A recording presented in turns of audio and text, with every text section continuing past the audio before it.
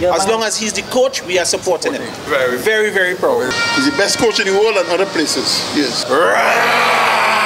জীবনে চলার পথে পরিচয় হয় অনেকের সঙ্গেই। এর মধ্যে কেউ কেউ হয়ে ওঠেন নির্ভরতা ও আস্থার মানুষ, আনন্দে হৈহুল্লোড়, দুর্দিনে সাহায্যের হাত। সেই তো ভালো বন্ধু, পথ চলার সঙ্গী। কিন্তু এই সাথীরাই যখন আপনাকে অনুপ্রেরণা দিতে মাঠে হাজির হবেন, আপনার জন্য চিয়ার করবেন, তখন আপনি নিজেকে দুনিয়ার সবচেয়ে ভাগ্যবান মানুষ ভাবতেই পারেন। তেমনই এক ভাগ্যবান ফিল সিমন্স। ছবিটার সবশেষ ওয়েস্ট ইন্ডিজ সফরের। উইন্ডিজদের তাদেরই মাটিতে হোয়াইট ওয়াশ করার সুযোগ সিমন্স শিষ্যদের। সেটা জেনেই শুধুমাত্র বন্ধুকে অনুপ্রেরণা যোগাতে বাংলাদেশের জার্সি গায়ে আর্নস ভ্যালিতে হাজির সিমন্সের সতীর্থরা। বন্ধুরা, গায়ে যে জার্সি জড়িয়ে আছেন বাংলাদেশের, সেটাও সিমন্সই তাদের দিয়েছিলেন।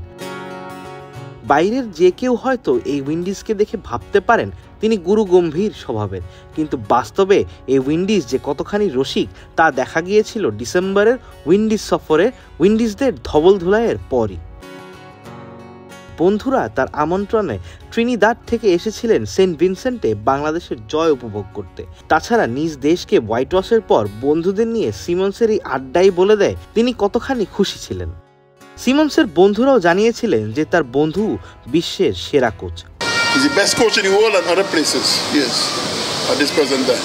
নগদ পেমেন্টে 500 টাকা পর্যন্ত ক্যাশব্যাক আর লেনদেনে প্রতিদিন ডিপ ফ্রিজ এবং ঘন্টায় ঘন্টায় এসি টিভি সহ দারুণ সব গিফট।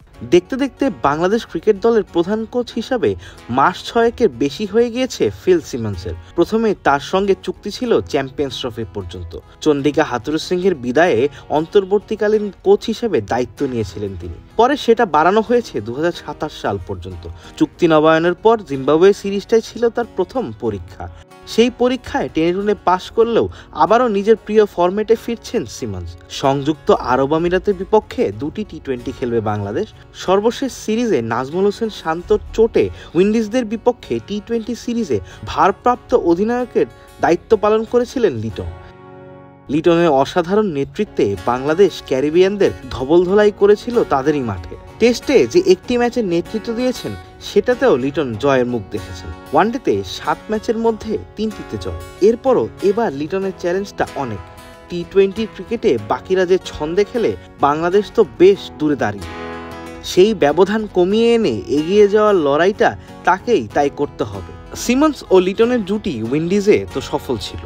কেন সফল ছিল তার বড় প্রমাণ এই ছবিতে। ম্যাচ শেষে হোয়াইট ওয়াশের তৃপ্তি নিয়ে ড্রেসিং রুমে প্রবেশের আগে কোচের সঙ্গে লিটনের মিনিট 5 আলোচনা।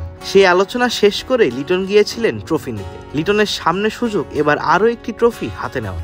আরব আমিরাতকে হারালে এবার সেটা হবে অফিসিয়াল অধিনায়ক হিসেবেই। আবিদ মোহাম্মদ, ক্রিক ফ্রেন্সি।